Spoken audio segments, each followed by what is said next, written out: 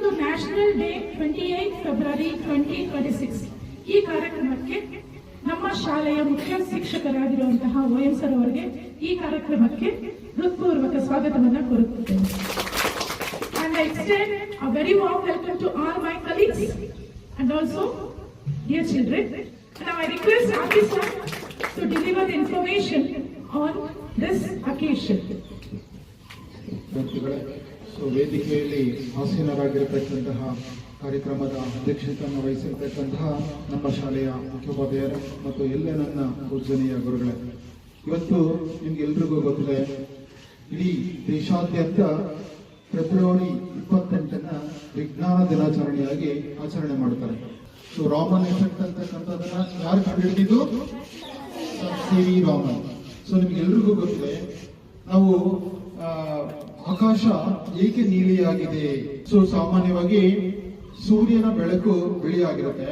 ಆ ಬಿಳಿಯ ಬೆಳಕು ಚಲಿಸ್ತಕ್ಕಂತಹ ಸಂದರ್ಭದಲ್ಲಿ ಏನಪ್ಪಾ ಆಗುತ್ತಂದ್ರೆ ವಾತಾವರಣದಲ್ಲಿ ಸಾಕಷ್ಟು ಸಣ್ಣ ಸಣ್ಣ ಸೂಕ್ಷ್ಮ ಕಣಗಳಿರ್ತವೆ. ಆ ಕಣಗಳ ಮೇಲೆ ಬಿದ್ದಂತ ಸಂದರ್ಭದಲ್ಲಿ ಆ ಬೆಳಕು ಚದುರುತ್ತೆ. ಸೊ ಚದುರಿದಾಗ ನೀಲಿ ಬಣ್ಣ ಹೆಚ್ಚು ಓದೋದ್ರಿಂದನೇ ನಮ್ಗೆ ಆಕಾಶ ನೀಲಿ ಆಗುತ್ತೆ ಅನ್ನೋದನ್ನ ತುಂಬಾ ಸ್ಪಷ್ಟವಾಗಿ ತಿಳಿಸಿಕೊಟ್ಟಂತಹ ವಿಜ್ಞಾನಿ ಯಾರು ಗೊತ್ತಾ? Sir C V. ರಾಮನ್. ಇವರು 1930ರಲ್ಲಿ ಪ್ರಥಮ ಭೌತಶಾಸ್ತ್ರದಲ್ಲಿ ನೊಬೆಲ್ ಪ್ರಶಸ್ತಿಯನ್ನ ಪಡ್ಕೊಂಡ್ರು. ಆಲ್ಫ್ರೆಡ್ ನೊಬೆಲ್ ಅಂತಕ್ಕಂಥವನು ಒಂದು ಡೈನಾಮೈಟ್ ಅನ್ನ ಕಂಡುಹಿಡಿತಾನೆ.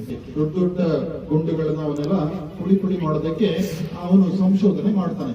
ಸೊ ಅದು ಎಷ್ಟು ಖ್ಯಾತಿ ಆಗುತ್ತೆ ಅಂತಂದ್ರೆ ಕೆಲವೇ ವರ್ಷಗಳಲ್ಲಿ ಅವನು ಮಿಲಿಯನಾಧಿಪತಿ ಆಗ್ಬಿಡ್ತಾನೆ, ಕೋಟ್ಯಾಧಿಪತಿ ಆಗ್ಬಿಡ್ತಾನೆ.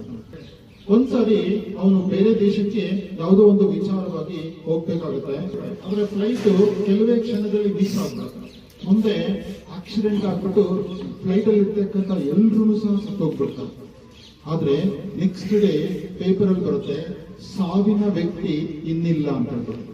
ಅವ್ರಿಗೆ ತುಂಬಾ ದುಃಖ ಆಗುತ್ತೆ. ಸೊ ನನ್ನ ಬಗ್ಗೆ ಯಾಕೆ ಇಷ್ಟೊಂದು ಕಠೋರವಾಗಿ ತಿಳ್ಕೊಂಡಿದ್ದಾರೆ, ನನ್ನನ್ನು ಸಾವಿನ ವ್ಯಕ್ತಿ ಅಂತ ಹೇಳ್ತಾ ಇದಾರಲ್ಲ. ಕೊನೆಗೆ ಅವನ ಜೀವಮಾನದಲ್ಲಿ ಏನ್ ಸಂಶೋಧನೆ ಮಾಡಿದನೋ ಆ ಎಲ್ಲ ಹಣವನ್ನ ಒಂದು ಬ್ಯಾಂಕ್ ಅಲ್ಲಿ ರಿಸರ್ವ್ ಮಾಡಿ ಏನ್ ಮಾಡ್ತಾನೆ, ಒಂದು ಬಹುಮಾನವನ್ನ ಮಾಡ್ತಾನೆ. ಆ ಬಹುಮಾನನೇ ನೊಬೆಲ್ ಪಾರಿತೋಷಕ. ಯಾರು ವಿಜ್ಞಾನದಲ್ಲಿ ಅತಿ ಹೆಚ್ಚಿನ ಶ್ರೇಷ್ಠವಾದಂತಹ ಒಂದು ಸಂಶೋಧನೆಗಳನ್ನ ಮಾಡ್ತಾರೋ ಅಂತವರಿಗೆ ಪ್ರತಿ ವರ್ಷ ಬಹುಮಾನವನ್ನ ಕೊಡಿ ಅಂತ ಹೇಳ್ಬಿಟ್ಟು ಮಾಡಿದ್ದಾನೆ. ಆ ಬಹುಮಾನವನ್ನ ಪಡ್ಕೊಂಡಂತಹ ಏಕೈಕ ಪ್ರಥಮ ವ್ಯಕ್ತಿ ಸರ್ ಸಿ.ವಿ. ರಾಮನ್.